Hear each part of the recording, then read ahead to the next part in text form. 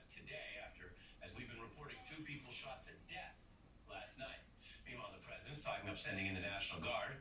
And as we've covered this story since it first broke, the shooting of Mr. Blake in the back is clearly reigniting the national movements we've seen all summer against systemic racism and police brutality. For more of our special coverage tonight, we bring in NBC's Shaquille Brewster, who's live from Kenosha, Wisconsin, on the ground, and the special guest I mentioned earlier, the Black Lives Matter activist and civil rights leader, Deray McKesson. He's a former candidate for the mayor of Baltimore and the author of On the Other Side of Freedom, The Case for Hope.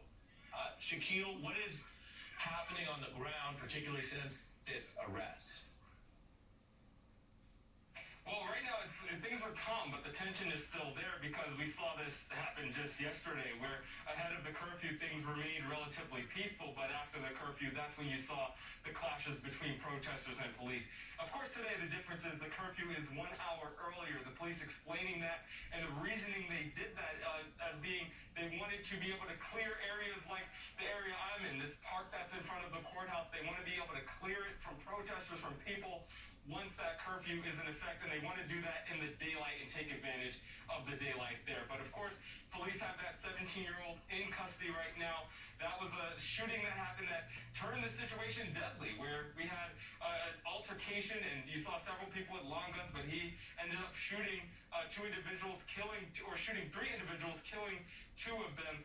That is part of the tension that you see, and that came despite the pleas from the family of Jacob Blake to keep things calm, to keep things peaceful, and the prayers that they were calling for. The last that we have of Mr. Blake's condition, his family says he is still in a lot of pain. They say he is doing better, but he is not out of the woods yet. They said yesterday it would require a miracle for him to walk again, to be able to walk again. So they're still asking for the prayers of people here in Kenosha and people all across the country. All right? Shaquille Brewster on the ground, thank you, and as always, stay safe. We turn to Deray McKesson, who's worked on these issues as an activist, and as I mentioned, in policy and politics. What do you want people to know as America faces a situation that you and many of your colleagues have been warning about and pushing on literally for years? Yeah, so here's the thing, Ari, is that there have only been 12 days this year where a police officer has not killed somebody. So quarantine, lockdown, the protests, coronavirus actually has not slowed the police down at all. They've killed at the same number and rate today as they did at the same time last year. Kenosha is really interesting. Remember that the police actually kill more people in suburban communities than almost all other communities combined. So Kenosha is more representative in a lot of ways of where the problem actually is across the country. What's different is that we just have this on camera so people saw it, but the police have killed over 700 people so far this year. Now, Kenosha is really interesting. The Kenosha Police Union contract has a police officer bill of rights that gives the police special protections so they can't really be disciplined all the way. There are 20 states that have Officer Bill of Rights and hundreds of cities across the country that have these same protections. And, I've seen a lot of people circulate demands that we call the mayor or the police chief. In Kenosha, in Wisconsin, with every town over 4,000 people, there's actually a board of police and fire commissioners. They have the power to fire the police commissioner, and they have the power to fire police officers.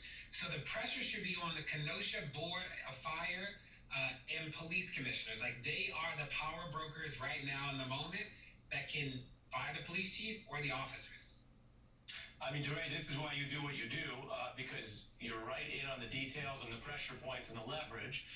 Wisconsin, as you mentioned, looks like many other states that viewers may not think of potentially as the place where all this is automatically happening, and yet police-involved shootings hit an all-time high just last year in Wisconsin.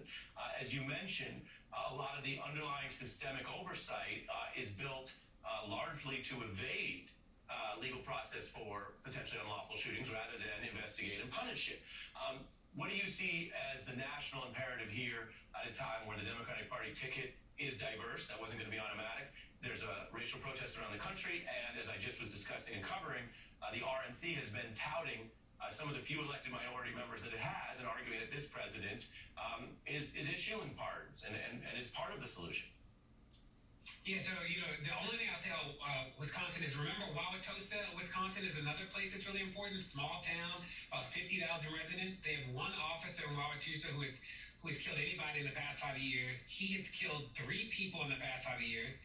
He got an award, a medal for the first killing. He got suspended for the second killing, and he is under investigation for the third. So, like, people are sleeping in the national conversation on places like Wauwatosa and Kenosha, but these places are where the problems are really acute. In terms of what the solutions are, it's true that if the structures don't change, the outcomes don't change, right? So it is repealing the Officer Bill of Rights in the 20 states that have them. It is making sure these police unions and the police union contracts don't block accountability. And, there are a lot of places where you can't even move money away from police departments until you address the budgets. The Seattle City Council said they were going to cut 50% of the police department budget, and then when they went to go do it, they realized they couldn't do that until they engaged the police union contract, and that's true of a lot of cities around the country.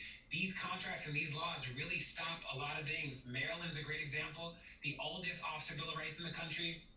There have been pushes there for a long time in my home state to make sure that we roll back these protections, so you can't do anonymous complaints to the police in places like Maryland. And Louisiana, Ari, literally says that officers get 30 days before they can be interrogated. Baton Rouge, Louisiana, says that any sustained complaint of sexual abuse, sexual misconduct, domestic abuse, they must be erased after 5 years. So there's a whole infrastructure that protects the police. It's time for it to crumble down. Really important, the details that you're sharing, Deray, as well as in Wisconsin.